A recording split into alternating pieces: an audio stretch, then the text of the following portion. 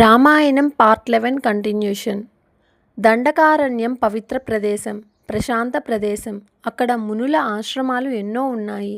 పక్షులు, మృగాలు, సకల ప్రాణులకు సురక్షితమైన ప్రాంతం అది. అక్కడ లోకక్షేమం కోసం యజ్ఞయాగాలు జరుగుతున్నాయి.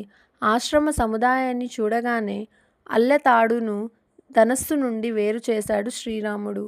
అక్కడ వినయానికి తప్ప వీరత్వానికి అవకాశం లేదు. ఎక్కడ ఎట్లా ప్రవర్తించాలో తెలుసుకోవడమే ఉచిత జ్ఞాత.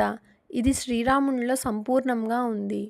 సీతారామ లక్ష్మణులకు మహర్షులు సోదర స్వాగతం పలికారు. ఆ సముదాయంలోని ఒక పర్ణశాలలో విడిది ఏర్పాటు చేశారు.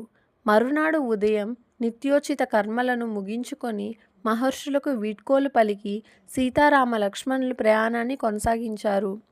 వనం మధ్యకు చేరుకున్నారు. ఇంతలో వికృతాకారంలో ఉన్న విరాధుడనే రాక్షసుడు అమాంతంగా సీతారామ లక్ష్మణులపైకి విరుచుకుపడ్డాడు. రామ లక్ష్మణులను తన భుజాలపై వేసుకుని తీసుకుపోసాగాడు. సీత గగ్గోలు పెట్టుకున్నది. రామ లక్ష్మణులు విరాధుని 2 భుజాలను నరికివేశాడు. నేలపై కుప్పకూలాడు విరాధుడు. ముష్టిగూతాలతో మోకాళ్లతో దాడి చేశాడు రామలక్ష్మణులు. ఎంతకూ చావని విరాధుడిని గోతిలో పాతి పెట్టడానికి సంసిద్ధులయ్యారు. వెంటనే విరాధుడు తన పూర్వకథను వివరించాడు. తంబురుడనే గంధర్వుడైన తాను కుబేరుని శాపంచే రాక్షసుడిగా మారిన విషయం తెలిపాడు. శ్రీరాముని వల్ల శాప విముక్తి కలుగుతుందన్న కుబేరుని మాటలకు జ్ఞాపకం చేసుకున్నాడు.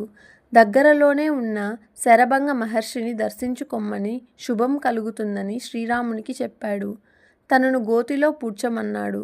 అలాగే చేశారు రామలక్ష్మణులు. విరాధుని మాట ప్రకారం శరభంగ మహర్షి దర్శనానికి బయలుదేరారు. శరభంగుడు మహాతపస్వి, దైవ సాక్షాత్కారం పొందినవాడు. శ్రీరాముణ్ణి చూసి శ్రీరామ దర్శనం కోసమే నేను వేచి ఉన్నానన్నాడు. తన తపఫలమంతా శ్రీరామునికి దారపోశాడు. భవిష్యత్తులో శ్రీరాముడు చేయవలసిన రావణ సంహారానికి ఇది కూడా తోడ్పడుతుంది. ఒక మహాకార్య సాధనలో ఎవరి వంతు వారు సహకరించాల్సిందే.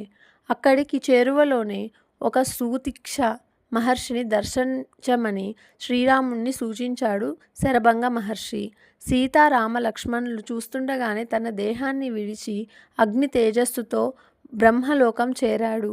అక్కడి మునులందరూ శ్రీరాముని వద్దకు వచ్చి తమ గోడును వెళ్ళబోసుకున్నారు.